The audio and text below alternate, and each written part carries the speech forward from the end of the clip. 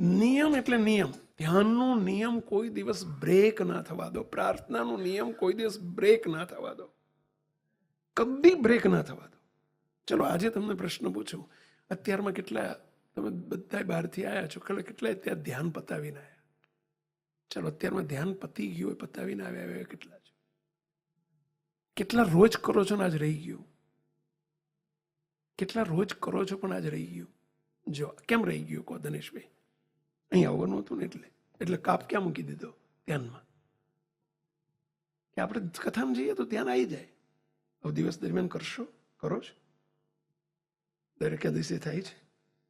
મારું બેટું એક કરવા ગયા બીજું જતું રહ્યું. એટલે જમવા વ્યવસ્થા તો બધું જોડે, બધું 15 આઈટમ હોય તો એક પછી એક જમો છો. એમાં એક લેવા જાવ ને બીજી છૂટી જાય છે. બોલો, જલેબી ને ફાફડા હોય તો ફાફડો ચાલો ને જલેબી રહી જાય છે.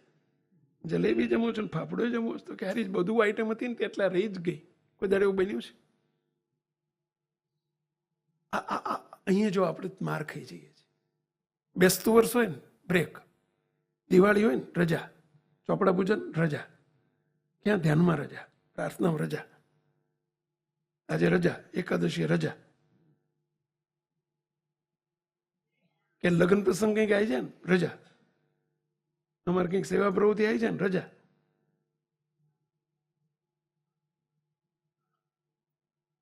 કાપ સીધો ક્યાં જાય તો કે આપણે બીજું કર્યું એટલે આ રહી જ જાય ને.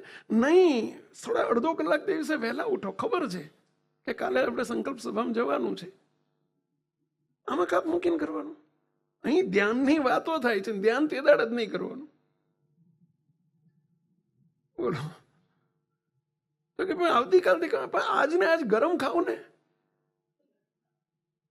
ધ્યાનની વાતો સાંભળવાની, ધ્યાનમાં કાપ મૂકીને આવવાનું. ક્યાંનો ન્યાય?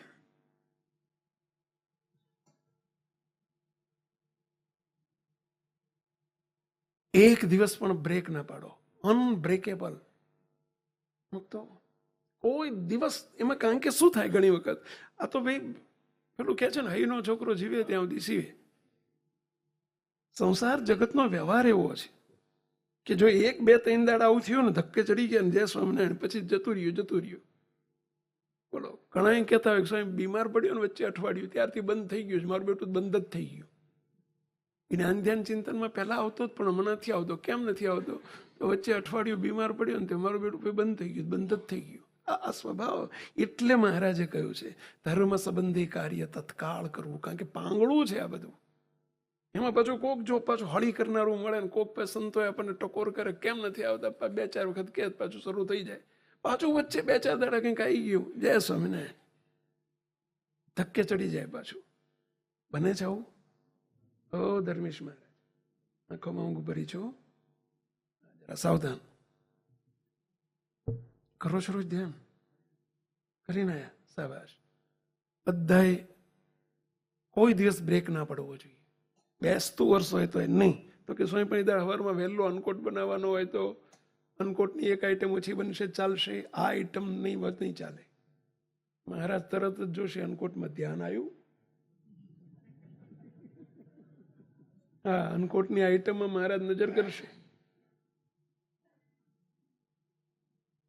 કીધું તમ તાર બસ એક આઈટમ ઓછી બનાવશો, ચાલશે. પણ એમાં કાપ મૂકીને નહીં કરવાનું. સંતો આ દિવસો આવી રહ્યા છે એટલે આ ટકોર કરીએ છો, સમયની ટકોર છે.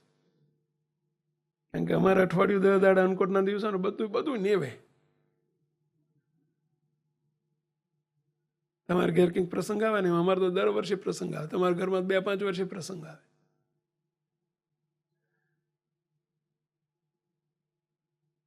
નો બ્રેક. આમાં રજા ના હોય છે. એટલે શબ્દ વાપર્યો, નિત્ય નિયમ પૂર્વક ધ્યાન કરો, નિત્ય નિયમ પૂર્વક ધ્યાન કરો. સ્થિર બેસી સ્મરણ શ્વાસ ભરો, સ્થિર બેસી સ્મરણ શ્વાસ ભરો. મૂર્તિ જોવા પૂરો ખ્યાલ કરો, મૂર્તિ જોવા પૂરો ખ્યાલ કરો.